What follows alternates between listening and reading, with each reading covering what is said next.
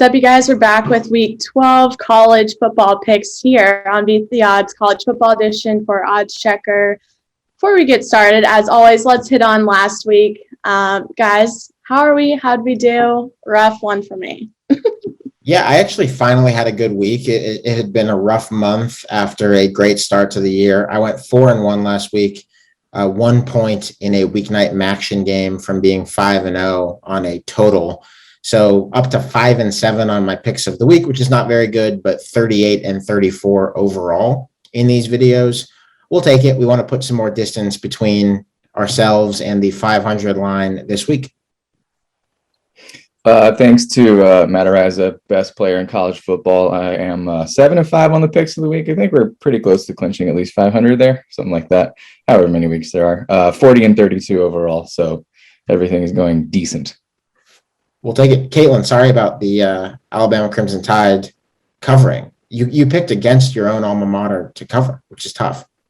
You know what? I'm happy they exceeded my expectations, but I'll get more into that with my pick of the week this week. So let's get started with our Week 12 picks. What do you have for us this week, guys? Yeah, sure. I'll stay in the MAC here, even though the MAC has burned me a lot this week. We all think we're experts because we pay attention to this league that plays its games on Tuesday and Wednesday nights. Toledo and Ohio, I am on Toledo -6 in this game. I think the talent gap here is just so big that I am willing to put some trust in Toledo. Ohio is really, really, really bad. I think people have let that fly under the radar after Frank Solich retired shortly before the season.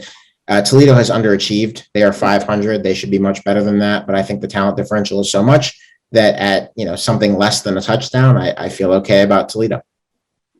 Yeah, I'll take the Rockets there as well. By Bill Connolly's post-game win expectancy stat, Toledo should be more like 8-2 right now. So we're basically getting them at 5-5 value. So not bad. We'll take it. Air Force and Nevada in the Mountain West for me. I'm on Nevada -2 in this game. Actually, for a kind of perverse reason. Jason, we've talked about this before. A lot of triple option teams, and Air Force this year is very, very much included in this, really rely pretty heavily on the deep passing game from time to time. The Air Force offense doesn't really churn if they don't hit a couple of big passes per game when defenses crash down to stop that triple option run game. Bit of a problem because Nevada is one of the best defenses in the country at preventing the deep pass. I think that it's going to be hard for them to get the big chunks that they prefer. And at what is very, very close to a pick 'em, less than a field goal, I like Nevada at home. Very good. Kent State versus Akron. I'm going to stay in the MAC for a little bit. As the MAC does every time there's conference realignment, just stays put. Give me Akron +13.5. Akron, despite being horrible, has covered just fine on the year. Every week they are roughly as horrible as they are supposed to be. We love the consistency. This week I expect them to be only slightly more horrible than Kent State. Akron can throw the ball around a little bit, and Kent State can't really stop that. So expect both teams to look horrible, but Akron to look not quite as horrible as you might fear. Disappointing that Kent State was not better this year. I expected a lot better things from the Golden Flashes.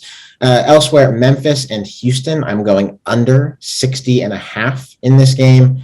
Houston's second best receiver, not Nathaniel Dell, but their next best receiver is hurt and might not play in this game. If he does, might be reduced. Memphis has big QB protection problems in the pass game, and Houston gets a lot of sacks. This feels to me like both teams have some limitations on offense. I think this feels more like mid-50s than 60s, and total above 60. Let's go under. I love the under. Here we go. USF versus Tulane. Tulane -3.5. I take that, and also the under 61 here. Again, a bad team is still a level better than a really bad team. Tulane's biggest strength as a team, weirdly enough, might be stopping the run. And USF loves to run the ball. USF games tend to go under. Tulane games tend to go over, but I'm gonna guess that two teams that aren't really gonna likely to accomplish a whole lot of big stuff on offense, that we can hit the under. Yeah, I'm sticking with unders here as well. I realize that I've picked very few overs this year. I've been an unders guy. This time it's Georgia Tech and Notre Dame under 59.5. Notre Dame's run game, very flawed. Offensive line, not very good. Kyron Williams makes up for that, I think, to a significant extent.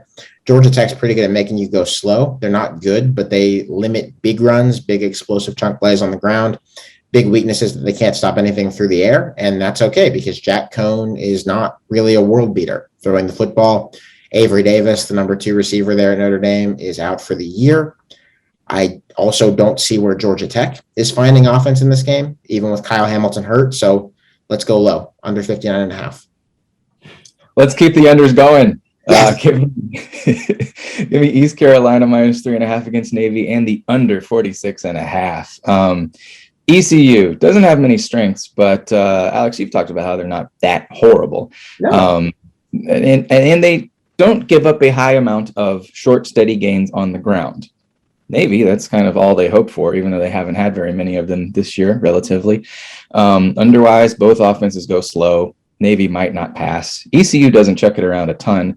And fun fact, ECU games rank 7th in the country at hitting the under. Therefore, I think they're the 7th best team. As in the underverse, absolutely. A game where I probably should have just taken the under, but I am going to try something kind of related to the under. Illinois and Iowa. I'm going with Iowa -12 in this game. Spencer Petras, the quarterback for Iowa, is hurt. I cannot imagine that particularly changes things for Iowa. They could cover in this game if they score 13 points. Illinois may not score. That is a possibility. I think that if Iowa can score 24 points, they're going to cover in this game. And that's no guarantee because Iowa's offense is really, really bad. But despite a couple of nice moments this year, I think Illinois is pretty lousy, and this game is at Kinnick. And I just think that if we can keep Illinois to like 10 or less, which should happen, then Iowa should cover. Betting on Iowa to score 12 points, though, is, well, as I say it out loud, I'm liking it less and less. Live boldly. We like the big number on this program. My favorite big number of the week is South Alabama +27.5. So close to 4 touchdowns, but we'll take it where it is. The Jaguars might have an FBS average defense. We don't really know how it fares against a top-ish competition, but they tend to slow the game down on offense as well. And with his up-tempo Vols offense, you're going to want to force some 3-and-outs, and South Alabama's been pretty decent at that, albeit against pretty bottom-shelf competition. Also in our favor here, Tennessee just spent last week getting trampled by Georgia. They're probably very sleepy. If it's around 38-13, great. That's a cover. Fantastic. I'm ready for picks of the week. I'm ready. Well, I guess I'll start. I need to redeem myself after the past 2 weeks, but especially after this past game. So Bama plays Arkansas this week, and as you guys know, I like the big numbers. But, last week, it's rolling against the tide. I'm rolling with the tide. It's only fair, right? So this week, I'm liking Bama -21 at 110. Alabama, I just have to say, this entire season, I don't hate it, but I don't love it. They're not that fine-tuned Alabama team that I'm used to, that I really like, especially when it comes to their run game. But I think what they're good at is, putting points up on the board, which they will be doing this week against Arkansas. So Bama -21. I'm with you. Sad. It's so sad when Bama has problems. My heart just breaks for the Bama fan having like a problem. My heart breaks for you as well, Katelyn. I think they're going to cover as well. I think that's a good pick. I think I've written that this week at OddsChecker. I'm going with another under because I only believe in unders, not overs. Ohio State and Michigan State under 68 was where I got this. This one has dropped like a rock. This opened at some places as high as like 72, and it is now usually around 66, 66.5. Anything north of 65, I would take this and run. Ohio State's offense is just flatly not very good against good defenses, which Michigan State definitely has. I think that, all due respect to Kenneth Walker, he's going to have a very hard time against this defensive front because his offensive line is not going to be much help. Good luck to Peyton Thorne and the Michigan State passing game. I think you're going to need it. And I just do not see a ton of points being scored in this game. I think this total is an inefficient market, and I think it's too high. And it's obviously going down. At some point, it's going to get so low that it's no longer a good play to go under. But it's not there yet. I think anything mid-60s or higher, I feel pretty good about the value play on the under. I'm gonna guess the weather in this game is probably like 47 degrees and gray and gross, and like you gotta let that seep into your how you factor the points total. Give me Iowa State plus 6.5 against Oklahoma. They've been basically the same team on the year. OU's just gotten much better bounces. Yeah. Iowa State is out here losing on 62-yard field goals. Come on.